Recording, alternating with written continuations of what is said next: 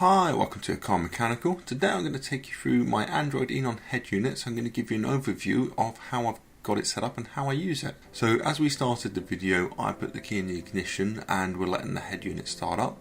Now it takes about 30 to 35 seconds from putting the key in to it being fully up and running and working, and you'll be able to switch between everything.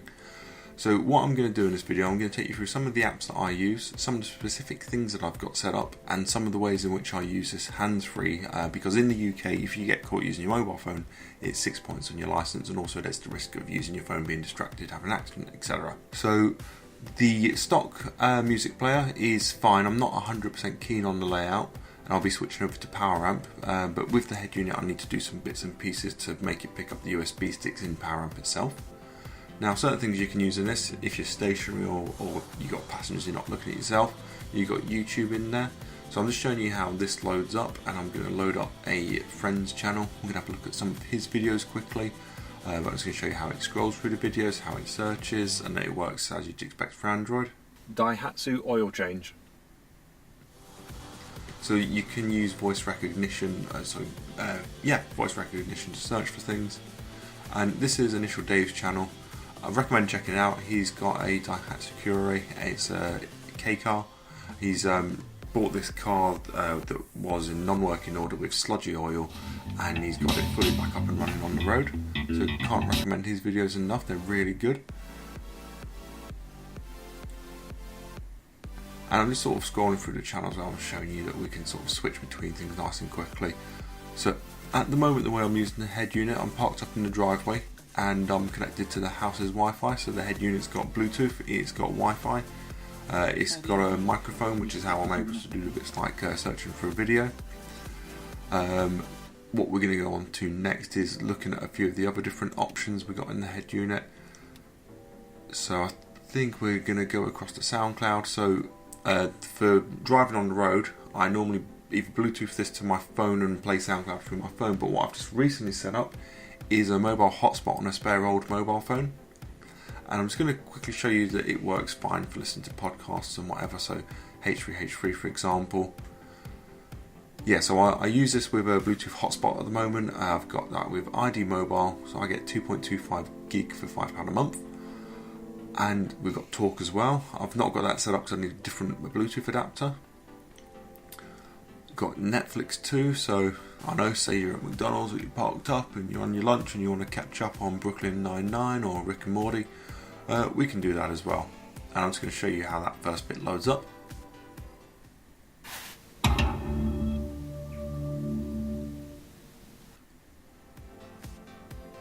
But not too much because of copyright claims.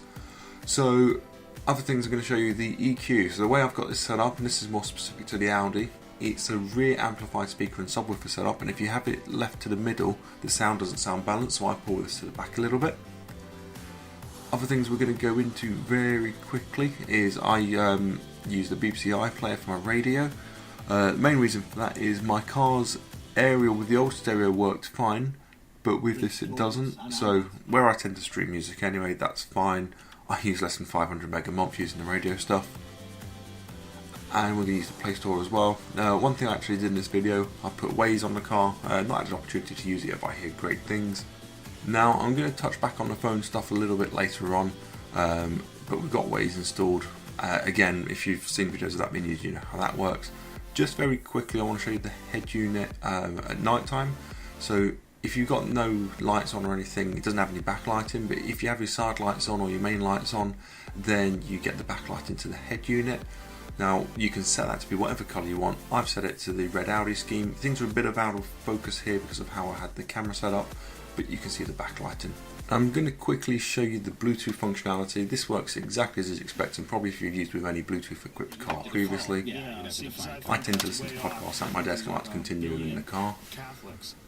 The phone function, that works as you'd expect. It will stop your music playing whilst you're driving and it sort of ring out, and if you play it here it will stop any music that's currently playing, so when you call out. I'm going to quickly install the Google Now launcher as well because I think it's got much better voice recognition than the stock Google setup, and then give you a quick example of using that. Okay Google, navigate me to Scotland. What I like about this is that it will load up wherever you want to travel to.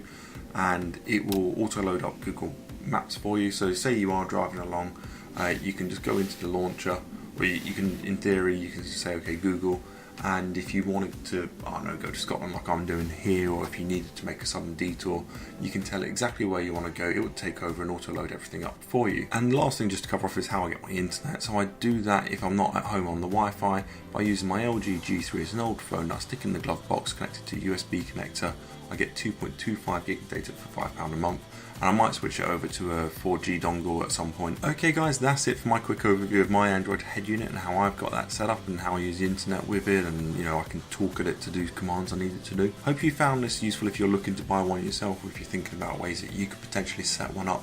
For me, I've been really happy with the head unit. There are a couple other bits and pieces I need to set up, like a reversing camera. I need to get the Elm 327 module that will work with the head unit, because a typical one doesn't work, so I can get torque set up and get gauges in the cluster as such.